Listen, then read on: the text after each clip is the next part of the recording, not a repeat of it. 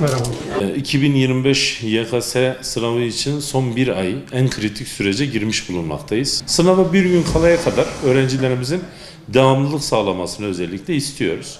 Bu haliyle öğrencilerimizin sınavda da bu kritik süreçte de çok başarılı olabileceği konusunda herhangi bir problem bu haliyle yaşamayız. Konuları bittiği için öğrencilerimizin burada genel tekrarlarını yapması ve sınav ortamına uygun davranışlar geliştirmesi gerekir.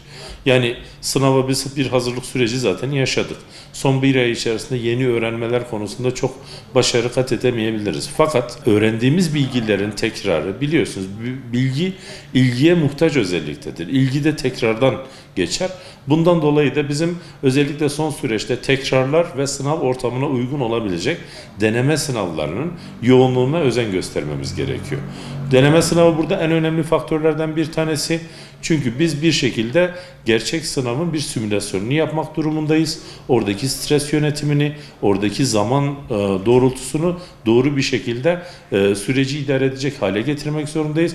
Bundan ötürü de burada özellikle son ay içerisinde deneme sınavlarının çok önemli olduğunu söylemem gerekiyor. Son ayda tekrar yapmak mı, konu çalışmak mı daha doğrudur? Her ikisi de mümkün. Fakat konuların baştan aşağı yoğun bir şekilde tekrarı artık bu saatten sonra çok fazla işe yaramaz. Onun yerine özetli bir şekilde, çağrışım oluşturacak şekilde tekrarların yapılması ve bolca soru çözülmesi esastır. Çünkü burada denemenin önemini bu yüzden ifade ediyoruz. Simülasyonların önemini bu yüzden ifade ediyoruz.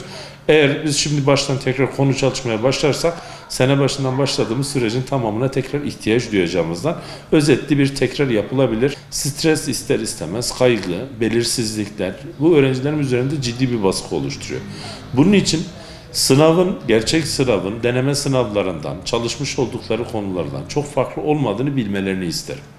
Bunu da sürekli denemelere girerek, bu tertibattan hiçbir şekilde uzak durmayarak gerçekleştirirlerse sınava girdiklerinde daha rahat olurlar ve ara vermemeleri gerekir. Özellikle söylüyorum. Çünkü çok ara verildiğinde ister istemez tekrar oryantasyonu sağlanması mümkün olmaz. Burada öğrencilerimizin ara vermemesini, sınava bir gün kalaya kadar hiçbir şekilde ara vermeden deneme sınavlarına girmesini tavsiye ederim. Bu süreçte deneme sınavları en faydalı olabilecek şeydir. Öğrencinin fark edemediği yanlışlarını düzeltebilmesi için teknik olarak özellikle yapamadığı sorularla ilgili devamlılık sağlayabilmesi için şu anda en önemli araçtır. Ve şu süreçten itibaren kesinlikle deneme sınavlarına çok özen gösterilerek çözülmesi gerekir. Her deneme sınavının da gerçek bir sınav edasıyla çözülmesi şarttır.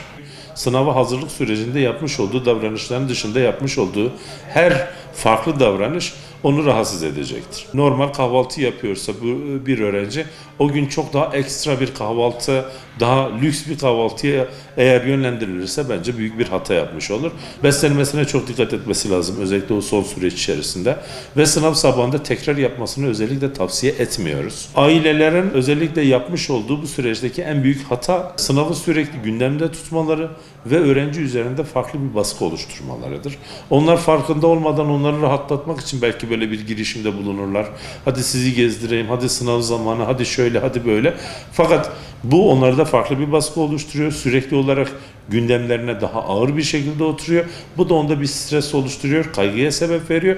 Bu da onun yapamamasına sebebiyet verebilir. Bu yüzden ailelere tavsiyem süreci normal seyrinde nasıl götürmüşlerse şu ana kadar o şekilde sınavında normal bir şey olduğunu ifade etmeleri. Başarı süreklilik olduğunda ancak bir yere varabileceğimiz bir durum. Son dakikaya kadar, son ana kadar bunun önemi var. Ben işte son 3 gün çalışmayayım, son 5 güne bırakmayayım demek yerine sınav gününe kadar yapılması gereken davranışları onlar çok iyi biliyorlar. Bence bu konuda kendilerine de çok da güvenmeliler. Bir yıl boyunca emek verdiler. Hatta daha uzun bir süre emek verdiler. Stres yönetimini iyi idare eden öğrenci başarılı olur. Bunun sınavında herhangi bir deneme sınavlarından herhangi çözmüş oldukları sorulardan farklı olmadığını özellikle söyleyeyim. Çünkü farklı bir yerden bir soru karşımıza çıkmıyor. Müfredatımız belli, çalışmalarımız belli, yaptıklarımız ortada. Bunun karşılığını orada görmek istiyoruz.